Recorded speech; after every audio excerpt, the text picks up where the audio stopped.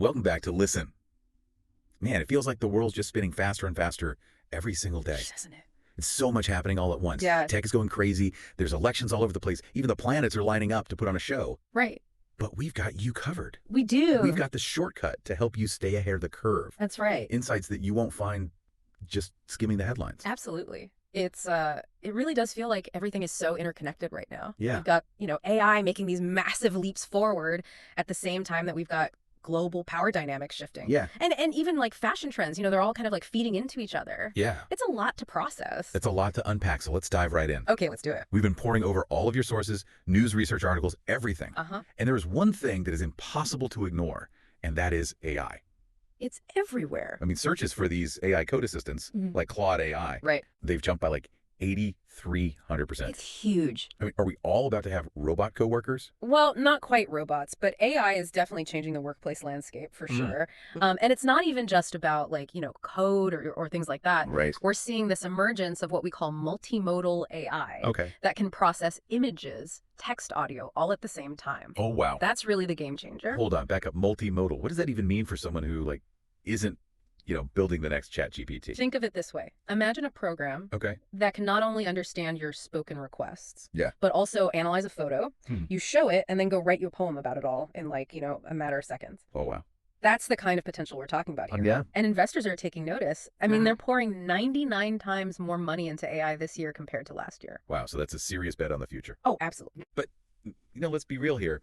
More power usually means more problems. Right? It often does. There's a lot of talk about AI ethics, AI governance. Mm-hmm. Even the Trump administration is jumping into the fray a little bit. Yeah, absolutely.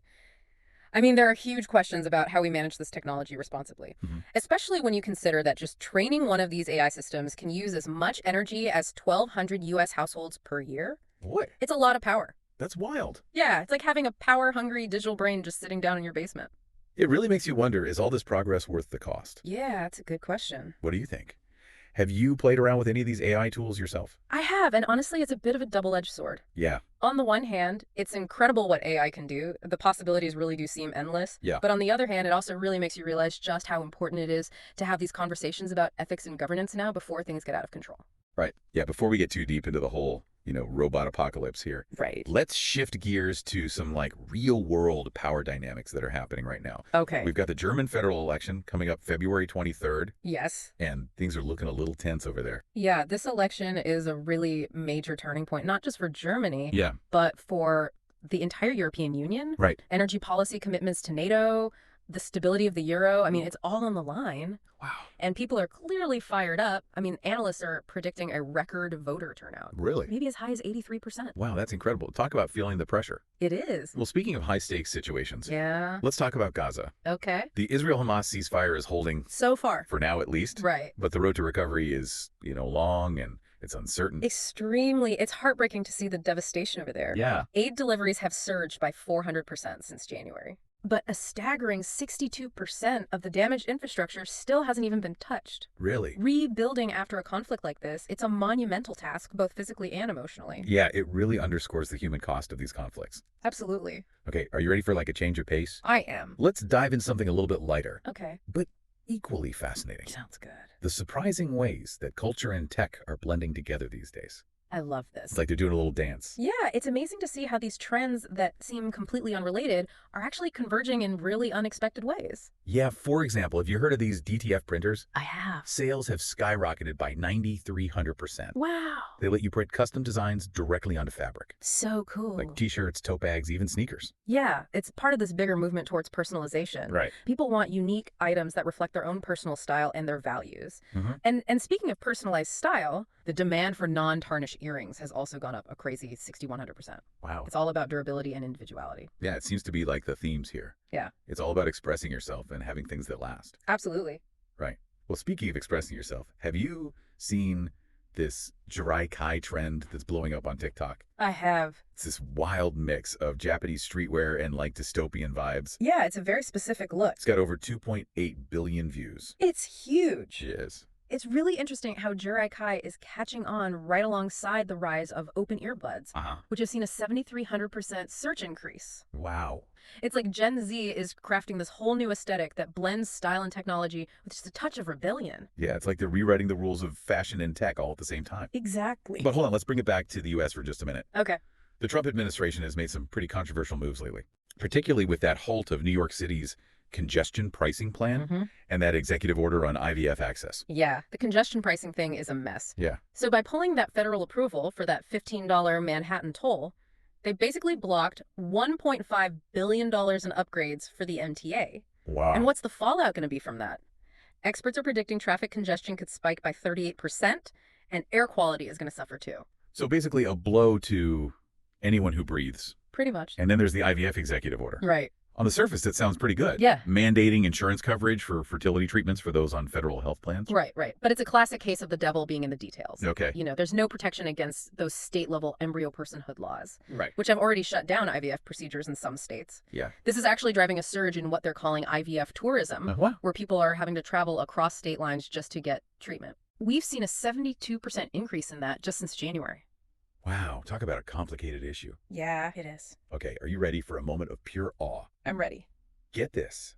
On February 28th, all 8 planets in our solar system are going to align. No way. Like a cosmic roll call. No. And this hasn't happened since 2004. Oh my gosh, people are losing their minds over this. Yeah. Observatories are completely booked. Wow. Websites are crashing because there's so much traffic. Really? NASA's Planet Parade Challenge has 4.3 million students participating. That's incredible. It's incredible to see this kind of enthusiasm for astronomy. Yeah, it really puts things into perspective. It does. You know, it makes our little earthly dramas seem a little less dramatic. Absolutely. Yeah, well, I'm definitely marking my calendar for this one. As you should. Now, let's talk about something that combines sports and geopolitics Okay. in a way that only February 2025 can deliver. The India-Pakistan Champions Trophy cricket match happening on February 23rd. Oh, this is more than just a game. This is like a cultural earthquake. Wow. Okay, they're expecting a record-breaking 1.2 billion viewers for this match. Oh my gosh. And the security measures in Dubai are out of this world. Yeah. We're talking 8,000 security personnel and AI-powered drones patrolling the skies. Intense. Oh, yeah. And then there's the merchandise frenzy, over $240 million in sales already. Really?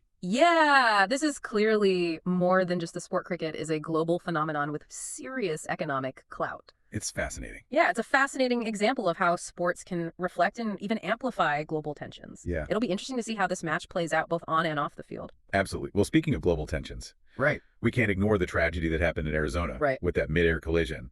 It's a stark reminder of just how important aviation safety is. Absolutely. The FAA is now pushing hard for all general aviation aircraft to have ADS-B out technology by 2026. Okay. It's a system that broadcasts the aircraft's position and other data to ground stations and other aircraft, Right. which should help to prevent these kinds of accidents in the future. Well, that's good to know that they're taking action. Yeah, Early investigations are suggesting that radio frequency congestion might have played a role in this crash. it's possible. So hopefully this new technology will kind of help clear the airwaves, so to speak. Yeah, it's fascinating how technology is stepping up to address these challenges. Yeah. Some airlines are even testing blockchain-based air traffic control systems Wow. to see if that could improve safety and efficiency. That's cutting edge stuff. It is. But understandably, people are a little nervous about flying right now. Of course. There's been a 22% drop in small aircraft travel bookings since the accident. It's a natural reaction after a tragic event like this. It'll take time for the industry and the public to regain their confidence. For sure. Yeah, it makes safety so important when you're up in the air like that.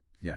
But, you know, let's switch gears a bit here. Okay. You also gave me some information about a UN appeal for Sudan, which seems to have really sparked a global conversation about how we can actually help countries that are being hit the hardest by climate change. Right. Yeah, that $6 billion appeal. It's a huge deal. Yeah, it really drives home the urgency of tackling this problem. Absolutely. But it's throwing money at it really enough. Well, money is definitely part of the solution. Okay. But we also need, like, innovative approaches. Yeah. That's where things get really interesting. Okay. Have you heard of agrivoltaics? Agrivoltaics? I don't think so. Okay. It's this amazing concept where they're installing solar panels on farmland. Wait, solar panels on farms, how does that even work? It's a brilliant win-win, actually. Okay. So the solar panels, they generate clean energy, but they also provide shade for the crops underneath, Oh. which can reduce water evaporation and can even boost crop yields. So it's like a double harvest. Exactly. Food and energy. That's right. I'm amazed that I haven't heard of this before. It's still relatively new, Okay. but it's gaining traction really quickly. Searches for agrivoltaics have jumped over 1,000% in the past year alone. Wow. People are really looking for solutions that are good for people and the planet. Right. Yeah, it's inspiring to see this kind of ingenuity, tackling these big real-world problems. It is. But let's be honest here, keeping up with all these changes, it can feel kind of overwhelming. It can. You've got AI, geopolitics, climate change. It's just a lot to process. It's true. The world is changing faster than ever before. Yeah. And it's Yeah. okay to feel overwhelmed sometimes. Yeah. We don't have to be experts in everything. Right. So how do we strike that balance? How do we stay informed without completely losing our minds? Well, I think it starts with being really mindful of our information diet. Just like we pay attention to what we eat. Right. We need to be conscious of the information that we are consuming. Yeah, that makes sense. What sources do we trust? What topics are most important to us? So it's about choosing quality over quantity. Exactly. And maybe taking a break from the 24/7 news cycle every once in a while. Absolutely. It's like a mental detox. Yeah. Yeah. Step away from those screens, go connect with nature, spend time with loved ones. Right. Those things are just as important for our well-being as staying informed is. Absolutely. Yeah. It's about finding that balance, between engaging with the world and taking care of ourselves. Right. But then how do we actually make sense of all this information once we have it? Right. Well, don't just passively absorb those headlines. Okay. Dig a little deeper, ask questions, seek out different perspectives.